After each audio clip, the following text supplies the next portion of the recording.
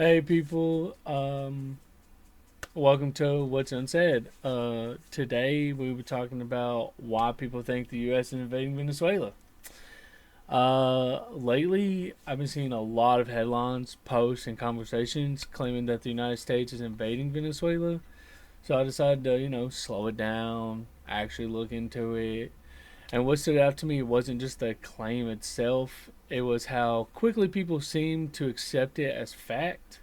That made me want to ask a different question. Why does this idea spread so fast, and what's actually going on with the U.S. and Venezuela?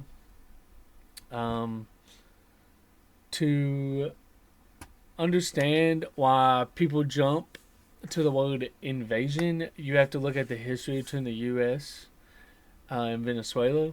For years, there's been political tension, sorry, sanctions, economic pressure, diplomatic standoffs, and very strong language on both sides. So when people hear military terminology or see aggressive headlines, it taps into that history immediately.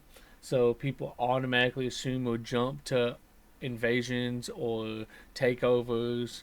Um, and honestly, that reaction, it does make sense. Um, but when there's a long track record of intervention around the world, people are already primed to assume the worst. But today I'm trying to, maybe show you that it's maybe not the worst, or maybe it's way worse. But we're gonna find out. So right now, what people are saying are things like sanctions, warnings, military phrasings, heightened political rhetorics. They're also seeing commentary online, clips, tweets, headlines, often stripped of text and pushed for maximum engagement.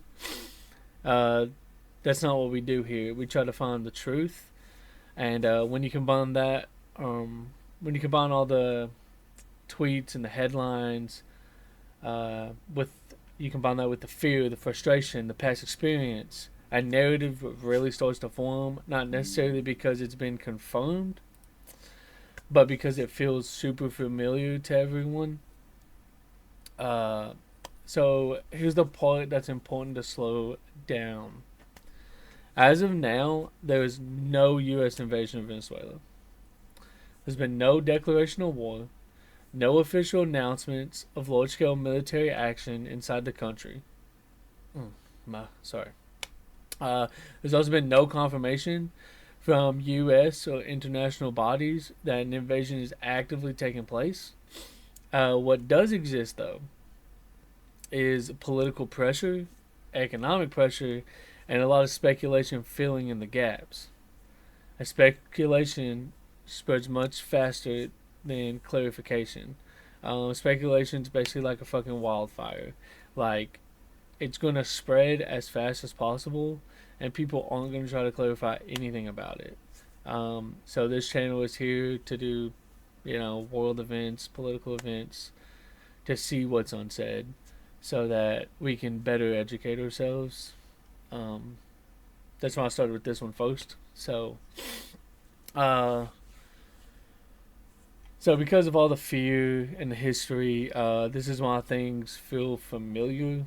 We've seen the pattern before with other countries and other conflicts. There's heightened language, constant coverage, emotional framing, and before all the facts are clear, a conclusion forms. Once that conclusion takes hold, like I said, it spreads faster than a California wildfire. Um, and it's really hard to correct that because corrections don't trigger emotion of the same way fear does. So when you try to correct it, people just let it go whoop, right over their head because they don't really want to hear it. They just want to believe on what the media or the White House or other people are telling them because it invokes that inner fear. So it invokes that big emotion. Um, Now we're gonna move on to like what doesn't get talked about as much. when people already, my fault. People already expect the U.S. to intervene somewhere. It's just how the U.S. is. Every piece of information gets filtered through that belief, no matter where the U.S. goes. History matters, but the history alone doesn't mean the same outcome is happening again. The context matters, the timing matters, and confirmation matters. But those things don't always survive the spread of modern news, and people aren't really willing to look into it. Um, and I'm not saying people are wrong to be skeptical, and I'm not saying the situation between the U.S. and Venezuela is simple, harmless, or resolved. Skepticism is healthy for the people because, I mean, without skepticism, we just take everything blind. I just think it's important to separate what's been confirmed from what's being assumed, especially when headlines move fast and emotions run super high, especially now in the United States. Um, but if you look at so far what people have assumed, you're looking at they're there for World War III, they're there for oil, um, they want to take over Venezuela, South America, Canada to make like a trans America, all one country, all ruled by one. None of those things have been stated as fact. Uh, there are certain facts that people do need to look at, though. Like, for instance, you've got China buys 80%, 70 to 80% of Venezuela's oil.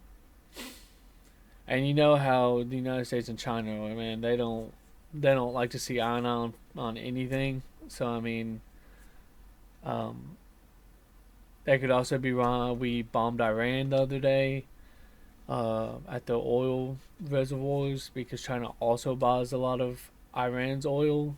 But then again, that is all speculation. I can't actually tell you if that's the truth on that matter, if that's why we invaded Venezuela.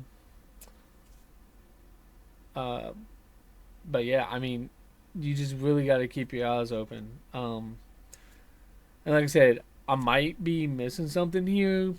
Um, if you've seen information that adds more context, or adds more context, or if you've seen the situation differently, I generally like to hear your perspective. I'd like to, see where you think we're coming from on the U.S. side, or maybe you know something about Venezuela that I haven't seen, or I haven't read, or I haven't been able to look up.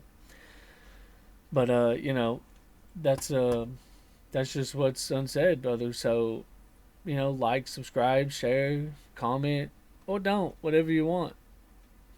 Peace, love.